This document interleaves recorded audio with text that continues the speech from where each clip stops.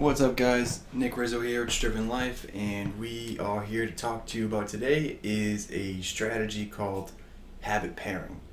We're going to first talk about what is habit pairing. Secondly, talk about how I'm using habit pairing personally, and three, how you can also use habit pairing as a strategy to help improve yourself, build new habits, become more successful by using a simple template just like this.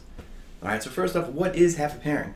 So habit pairing is the process of taking one habit and piggybacking another habit onto it.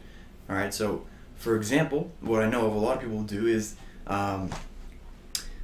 they have a favorite TV show, right? And that maybe you're a Game of Thrones aficionado of some sort, and instead of just letting yourself get in the habit of sitting on the couch every day watching one or two episodes of Game of Thrones, whenever they're watching their favorite TV show, they have to be at the gym on the treadmill watching it there.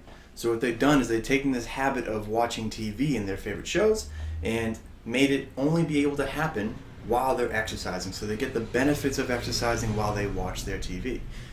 So in another example of that is you can use a bad habit and combine it with an ideal habit of yours. So let's say your ideal is that you want to start losing weight. You want to build better habits to improve your health and overall weight.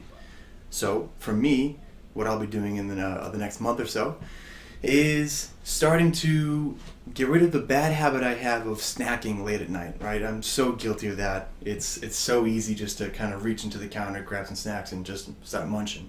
And what I'm going to be doing as my ideal habit to get rid of that bad habit is to build the habit of doing intermittent fasting. Now, I won't get into the details of what intermittent fasting is. I'll do that in another video down the road. But the main point of that is that you only are allotted to eat 8 hours out of the day. There's a set interval of time where you can eat. So if I set my time from 10 a.m. to 6 p.m., I've now eliminated that bad habit by pairing it with this ideal habit of intermittent fasting, because now I can't eat after 6 p.m. It's part of the rule. That's it. Okay, so those are the two ways that I see how you can utilize a habit pairing, and I'm going to walk you through kind of what's up here and how I'm using it, and show you how to do it in that process. Okay, so first we have three columns for the habit pairing. We have your bad habits, good habits, and ideal habits. Just brainstorm. Okay, you can just kind of think about and reflect on what you do day to day. What are some habits of yours, and what are the things that you like to be doing more often? So in the first column of bad habits, I overwork myself for probably the past year or so, where I'm just so fixated on building my business, learning as much as I can, and becoming better, a better version of me in order to build a better version of my company. Because of that, I let that go in the way of a lot of things, like physical activity or finding time to read. I've even used it as an excuse to avoid going out with people, because I'd rather be working than sitting around having a few drinks and talking. But that's something we're working on now.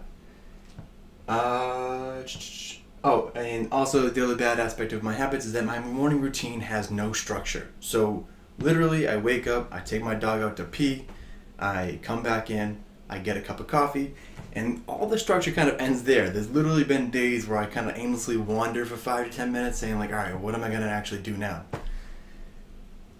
Good habits, these are things that I've been building upon since high school, really. These skill sets that I can now use to help me do other things. So for example, my work for all of my business stuff and everything that I do is very structured and scheduled. I know exactly what days I'm doing what tasks. I know why I'm doing them. I know how it connects to the next set of tasks, and everything's kind of planned out in advance. Additionally, I consistently execute on my plans and goals. Anytime there's a plan or a goal, something that I want, and I actually take the time to say, okay, this is what I'm going to do, I always get it done, because I've made that my job to do.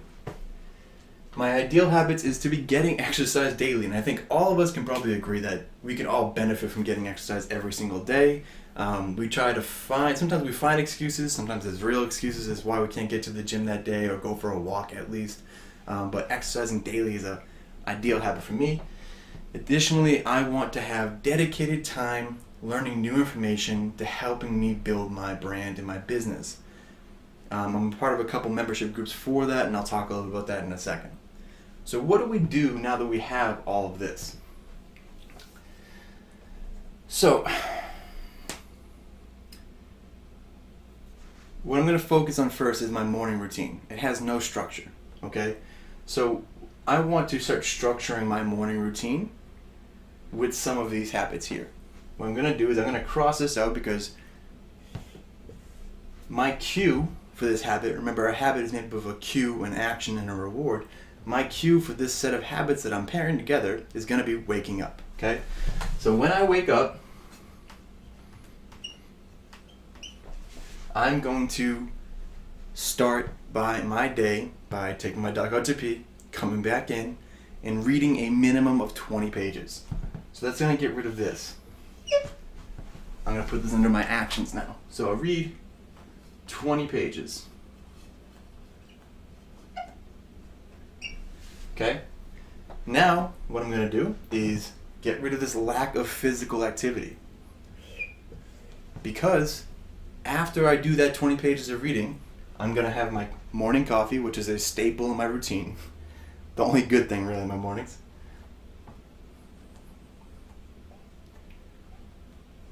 I think I misspelled coffee, but we'll deal with that. And then after that, I'm going to be going to the gym. So for 45 minutes,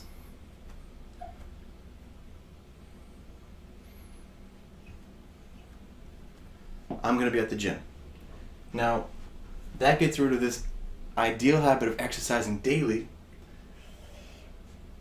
and makes it a good habit. Okay? I can now cross that off. Lastly is this piece, dedicated time to learning for my business. So what I've decided to do is that when I'm at the gym and I'm doing cardio, I'm going to have my iPad with me, and I'm going to be in those courses that I'm part of. I'm part of a couple different membership groups like the Screw the 9 to 5 community and the Internet Business Mastery community. They have tons of content, tons of amazing things that I can learn about, and if I'm consistently learning on a daily basis, even if I don't need that information right now, when I get to that point that I do need it, I'm going to understand it, I'm going to know how to use it, I'm going to know how to utilize it in my plan and be able to execute a lot faster. So during these 45 minutes, I know I keep going up the screen, but it's okay. I'm going to be learning for my biz. Okay? I know you guys can't read this too well, but I'm just kind of laying out the path. So I'll wake up, read 20 pages minimum of a book. Right now I'm reading The 10X Rule by Grant Cardone. It's an amazing book. You should pick it up. Have my cup of coffee. Hit the gym for 45 minutes on the treadmill. And during that time, I'm going to be in those courses and learning. All right? So now I've additionally taken this ideal habit and made it a good one. So in this one process, what I've done is I've eliminated 3 different poor habits of mine. A lack of reading, a lack of exercise, and a lack of structure for my morning routines. I've utilized my good habits because now what I've done is I made a plan. I know how to plan and I know how to execute. And so by making this plan, I'm now going to move these ideal habits into actual good habits of mine that happen daily. And the reward? Well, for these, I don't necessarily have to build in a reward. It's been shown that things like reading and working out and learning are innately rewarding to the point that many people actually keep those habits not because of they get X, Y, or Z out of it, but because it feels good and they get a sense of accomplishment. And these types of habits additionally are known as keystone habits, which I'll do another video on later on. But keystone habits typically carry over into the rest of your life, taking and making improvements in other areas. People who started going to the gym typically start to eat healthier, even just by small amounts, on their own, just because this keystone habit for health and physical wellness carries over into other areas of our life. All right? So that is what a habit pairing is. That's how I'm using it. And now if you could click below this, below the video or on the bottom of this blog post, there's a link that's going to give you a much more attractive looking template than this, where you're going to brainstorm your bad habits, your good habits, and your ideal habits. And then take some time to look at it and plan and see, how can I integrate and pair up these habits to make a better version of myself, to build more habits that are going to help me be better, be more successful, and get more done. All right? Success is only just a couple clicks away, guys. So take the steps now, take action today, and let me know if you need any help. That's it from me, Nick Rizzo, drivenlife.com, and I'll see you tomorrow.